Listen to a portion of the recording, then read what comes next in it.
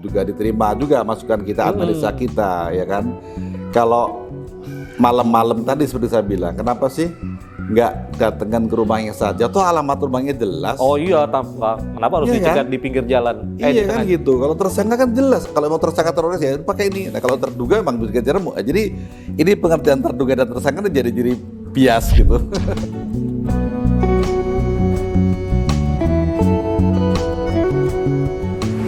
Assalamualaikum warahmatullahi wabarakatuh. Jumpa lagi di channel UI Watch yang keren dan selalu mencerdaskan. Lagi saya sekarang hari ini bersama Bang Heru Purwanto. Heru S. Purwanto. Heru Purwanto ya. Heru Purwanto aja. Bang Heru ini adalah dan pengamat hukum kesehatan ya, dan kita hari ini akan banyak bicara terkait dengan hukum tentunya, pastinya juga tentang kesehatan dan isu-isu terkini. Lagi-lagi Bang Heru ini adalah juga member dari UI Watch, aktivis UI Watch ya. Nah teman-teman, ini ada hal baru, emang hari ini lagi rame banget nih, lagi soal ada dokter di Sukoharjo ya bernama Dr. Sunardi. Ini pasti Dr. Sunardi, teman-teman pasti udah lihat ya beritanya di mana-mana, terduga terorisme. Kalau kita baca di Detik News ya, ID Ikatan Dokter Indonesia Sukoharjo kaget Dr. Sunardi terlibat jaringan terorisme. Saya nggak mau lama-lama ya, ini langsung aja karena teman-teman pasti udah tahu ceritanya seperti apa. Nah, Bang Heru, gimana menurut Anda soal kasus Dr. Sunardi ini almarhum? Ya, bismillahirrahmanirrahim. Jadi kita lihat bahwa ada beberapa poin yang bisa kita simak dari kejadian yang menarik ini. Yang pertama adalah bagaimana keseharian dari almarhum. Yang kedua, bagaimana proses terjadinya kejadian ini. Dan yang ketiga, bagaimana pendapat kita sebagai pengamat, ya, sebagai rakyat yang mendambakan adanya keadilan di negeri tercinta ini. Kita lihat dari keseharian beliau.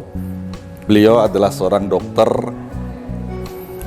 yang di kalangan masyarakat setempat itu dikenal sebagai sosial.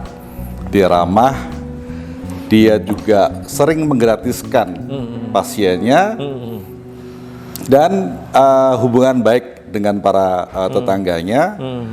Dan kita juga tahu bahwa sebenarnya beliau ini kondisinya untuk berjalan itu tidak sempurna, artinya ada sesuatu, karena beliau pun sholat pun harus duduk di kursi. Kalau usianya ber-54, artinya beliau sebenarnya tidak sedang fit sekali lah begitu. Yang kedua, dari kejadian yang kemarin terjadi itu disampaikan informasi bahwa awalnya beliau adalah seorang terduga teroris. Disebutkan beliau ini adalah anggota JI. Ya, dan sebagainya lah, saya nggak mau bahas seperti itu. Saya hanya sebagai sesama pengamat hukum kesehatan, khususnya melihat dari sisi lain. Yang pertama, sebagai seorang profesional, seorang dokter, itu di hukum kesehatan itu ada yang namanya organisasi profesi. Di sini ID. Nah, kita juga tunggu nih bagaimana reaksi ID. Baru kaget nih kalau berita barusan. Nah itu dia, jadi baru kaget. Itu baru dari ID yang di Sukoharjo. Sementara yang pengurus besar di pusat sendiri sampai sekarang, sampai hari ini belum ada kabar, belum ada respons. Seharusnya harus berespons cepat. Iya, betul. Ya kan? Biar bagaimana itu ada anggotanya, apalagi ditembak oleh aparat. Betul. Kejadian yang menarik adalah bahwa itu terjadi di malam hari, di jalan. Saya mau tanya, kalau memang itu seorang terduga teroris yang alamat rumahnya jelas, kenapa nggak datang ke rumahnya saja? Kan mudah kan? Ada SOP-nya, ada surat penangkapan dan sebagainya. Ini enggak. Ini di tengah jalan malam-malam, mobilnya tiba-tiba dipepet oleh aparat. Orang kalau malam-malam di mobil, lalu dipepet oleh mobil yang tidak dikenal, tentunya dia akan panik. Bereaksi. Sehingga dia panik dan dia mungkin takut dirampok dan sebagainya. Jadi wajar. Nah, kejadian itu lalu direspon lagi oleh aparat dengan menembak mobil tersebut sampai tewas. Sehingga karena tewas, otomatis mobilnya kan nabrak kemana-mana. Jadilah berita. Oh begitu ya kronologinya ya. Jadi seperti itu. Itu pun disampaikan secara resmi oleh Humas Polri. Jadi kita juga jadi bertanya-tanya gitu. Jadi yang ketiga tadi, bagaimana sikap kita sebagai rakyat melihat perlakuan dalam tanda petik ya bagi almarhum ini. Kalau disampaikan bahwa beliau teroris, sekarang saya mau tanya apa sih hasil apa bukti yang sudah dilakukan oleh beliau sampai ada korban? Coba dibandingkan dengan KKB di Papua. Sudah berapa puluh yang meninggal, bahkan termasuk aparat. Nggak disebut sebagai teroris tuh, sipil maupun tentara. Jadi kita harus adil lah. Kita nih rakyat itu nggak bodoh lagi gitu. Kita ini udah cermat. Kita ini hanya bisa mengelus dada. Tapi hendaknya ini juga menjadi masukan lah ya, bahwa seperti ini tidak boleh terulang lagi. Sampai-sampai timbullah orang yang menyebutkan, mohon maaf nih, menyebutkan bahwa perlakuan aparat seperti ini kok seperti Cakrawirawa zaman dulu. Iya kan? Iya. Jadi kita yang mungkin nggak tahu bagaimana Cakrawirawa jadi bertanya-tanya apa sih seperti itu gitu. Apa benar seperti itu gitu ya? Ya, jadi ya kita bukan mau membenarkan atau menyalahkan perlakuan.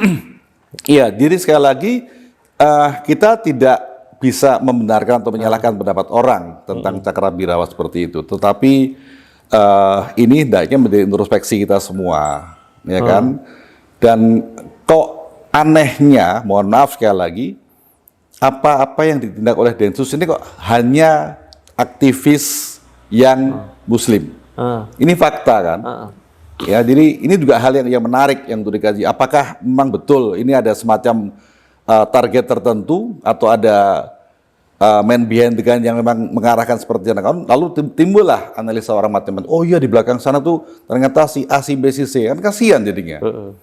Saya yakin bahwa Densus pun juga mereka hanya melakukan tugas apa yang ditugaskan oleh atasan. Tetapi apa yang terjadi ini menjadi penilaian masyarakat. Itu kira-kira. Jadi kita ada 3 poin. Yang pertama adalah bagaimana sikap almarhum selama masih hidup. Yang kedua, kejadian yang terjadi. Dan yang ketiga, bagaimana sih pendapat masyarakat. Dan ini saya sampaikan sebagai bagian dari anggota masyarakat yang tentu saja bisa kita debat lagi kalau emang ada yang salah. Ya, begitu Mas Haji. Oh iya. Jadi sebenarnya juga kalau kita banyak baca di berita-berita ya, ada profil dokter ini yang katanya sangat baik ya. Ya. Tapi toto ini tersangka teroris dan ini kan mengagetkan sekali nih. Nah ini kalau kita lihat di berita terbaru di Detik News ya, Sabtu 12 Maret sekitar jam 8.22 WIB pagi tadi ya. Jadi 6 penjelasan Polri soal Dr. Sunardi tersangka teroris dan alasan ditembak. Ya. Di satu disebut tersangka teroris. Status saudara SO adalah tersangka tindak pidana terorisme, bukan terduga. Ini tersangka. Ya, itu gimana, dia. Bos? Awalnya jelas-jelas tuh di media pun kita lihat sebagai terduga. Awalnya sebagai terduga masih. Oh ya, ini sekarang, yang berita hari ini kata Karo Penmas Divisi Humas Polri Brigjen Ahmad Ramadan dalam konpres Jumat 11/3/2022. Jejak di kita tuh nggak bisa dihapus, Mas. Artinya kita bisa menemukan. Sudah disampaikan terduga kok. Ya kan, tiba-tiba setelah ditembak lo jadi tersangka. Ini kan masyarakat jadi ini kok begini. Jadi masyarakat jadi makin nggak percaya gitu. Maaf kata. Jadi orang bingung kok begini sih sikapnya gitu. Sementara ada contoh lah yang lain, orang melaporkan ke Polri suatu kejadian ditolak, sementara yang lain diterima dari pihak yang lain kan. Jadi perlakuan hukum ini jauh dari adil. Padahal iya. Nah, ini ada penjelasan juga nih, kan sama waktu kasus, kalau kita ingat ya, kasus KM50 itu kan konon katanya justru pengawalnya Habib Rizik itu 6 laskar yang ada di mobil Laskar FPI itu tidak tahu bahwa yang mencegat atau yang memepet itu adalah yang mencoba menghalangi mereka adalah aparat. Mereka pikir preman sama mungkin. Karena malam-malam. Karena malam-malam dan dia tidak pulang. Dia dan tidak ada indikasi dan nggak ada peringatan segala macam mengingatkan minggir bla bla gitu kan. Ya. Nah ini kalau menurut penjelasan polisi juga di berita yang terbaru tadi, 6 penjelasan Polri soal Dr. Sunardi tersangka teroris dan alasan ditembak. Ini hari ini ya 12 Maret pagi di poin 5-nya disebutkan Densus 88 sudah kenalkan diri saat penangkapan. Ya, mengetahui mobilnya dihentikan oleh petugas, tersangka melakukan perlawanan dengan agresif, yaitu dengan menabrakkan mobilnya ke arah petugas yang sedang menghentikan tersangka. Jadi kita sama sekali tidak melihat keadaannya, semua masyarakat nggak ada yang melihat keadaannya, tapi jangan lupa bahwa Allah Maha melihat. Satu. Allah Maha tahu. Yang gitu ya. kedua disebutkan ada 2 polisi yang terluka di rumah sakit. Tapi nggak pernah disebutkan itu polisinya siapa, kejadiannya apa, terlukanya kenapa, yang mana nggak ada. Jadi hanya begitu. Jadi kita ini udah cerdas gitu loh. Tolong deh sekali lagi. Ini akibat tersenggol atau jatuh, udah ada jelas penjelasannya di berita ini. Kemudian Tersenggol. tersangka juga menabrak kendaraan roda 4 dan roda 2 milik masyarakat yang sedang melintas. Ya, sekali lagi ini kan versi Pak Polisi ya, gitu ya. Kita sebagai otoritas tentu saja kita dengarkan dan kita terima. Gitu. Harus menerima. Harus menerima. Tapi kita juga mohon juga diterima juga masukan kita, analisa kita, ya kan. Kalau malam-malam tadi seperti saya bilang, kenapa sih nggak datangkan ke rumahnya saja? Toh alamat rumahnya jelas. Oh iya, kenapa harus Iya dicegat kan? di pinggir jalan? Iya kan gitu. Kalau tersangka kan jelas. Kalau mau tersangka teroris ya pakai ini. Nah kalau terduga memang bisa kejar. Jadi ini pengertian terduga dan tersangka itu jadi bias gitu. Nggak sebodoh yang dulu gitu atau sebodoh yang Anda pikir gitu. Jadi ayolah kita sama-sama berpikir secara sehat, ya kan. Jadi jangan anggap bahwa rakyat itu terus dibohongin terus, ya kan. Ya kita banyak lah cerita tentang bohong-bohong yang 66 poin itu kita nggak usah. Tapi kita harus sadari bahwa situasi sekarang sedang tidak baik-baik saja. Ya memang protes ini sempat mengundang pertanyaan ya dari masyarakat ya soal kasus ini ya. Kalau kita lihat kan kalau sebentar ya, ini nggak apa-apa bisa dipotong kok. Misalnya Dok Mui, nah ini dia. Tapi ID pusat belum ya Bang? Sampai sore tadi belum dapat informasi. Saya sudah menghubungi teman yang di ID, tapi belum ada respons. Jadi sementara ini katanya kita mau klarifikasi dengan ID Sukoharjo dahulu gitu. Sementara ID Sukoharjo sudah viral kan. Pihak ID Sukoharjo menyatakan bahwa mereka terkejut gitu aja. ID baru mengatakan itu terkejut. ID Sukoharjo. Sidoarjo. Apa? Sukoharjo. Ya. Nah, kalau kita lihat di Tribun ya, ada Muhammadiyah nih, Ormas Muhammadiyah sebut Dr. Sunardi relawan kemanusiaan kehilangan setelah ditembak mati Densus 88. Ya, jadi memang dia seorang relawan kemanusiaan. Organisasi Hilal Ahmar Solo. Dr. Sunardi adalah relawan kemanusiaan Hilal Ahmar Solo. Bang, kita emang ada kasus terorisme ya? Maksudnya ada gedung diledakin nggak ya dalam hari-hari ini? Kita bicara fakta, ya kita bicara fakta sampai dalam katakanlah 3-4 tahun ini ada nggak sih terorisme yang dilakukan oleh para itu? Gedung katakanlah diledakin. FPI deh yang sampai dibubarkan, ada nggak sih yang sudah dirusak oleh FPI? Ada nggak yang dibunuh oleh FPI? Misalnya gitu ya. Jadi kayaknya kita perlu juga duduk bersama lah untuk diskusi dengan baik, dengan kepala dingin. Ayolah kita ini mau hidup bersama-sama, ya kan? Mau hidup damai. Jangan mau gitu. Ini jangan-jangan ada yang adu domba nih. Oh gitu. iya, Nah itu dia. Kita takutnya seperti itu kan ya. Nah kita sadar lah, harus sadar gitu. Jadi ya intinya seperti itu. Jadi yang pertama, rakyat itu sekarang sudah tidak sebodoh yang diduga. Mereka dengan cepat bisa mencerna suatu peristiwa dan menganalisa dan menyimpulkan. Sehingga kalau ada respons dari pihak pemerintah yang katakanlah yang janggal ya, itu langsung dapat respon yang banyak. Iya, apalagi di media sosial tuh ramai sekali. Iya. Jadi sekali lagi kami dari UI Watch juga melakukan suatu monitoring ya. Dan kajian tentunya. Kajian dan kami tidak ada niat untuk yang namanya menggulingkan apa-apa, nggak ada. Kita hanya mengingatkan pemerintah. Justru ini untuk kebaikan kita bersama. Iya, tentunya. harusnya berterima kasih gitu loh. Ada mengingatkan. Nanti kalau kok nggak ada protes kok, bukan kita nggak protes, kita mengingatkan. Protes itu perlu, kritik itu perlu. Ya, itu untuk mengingatkan.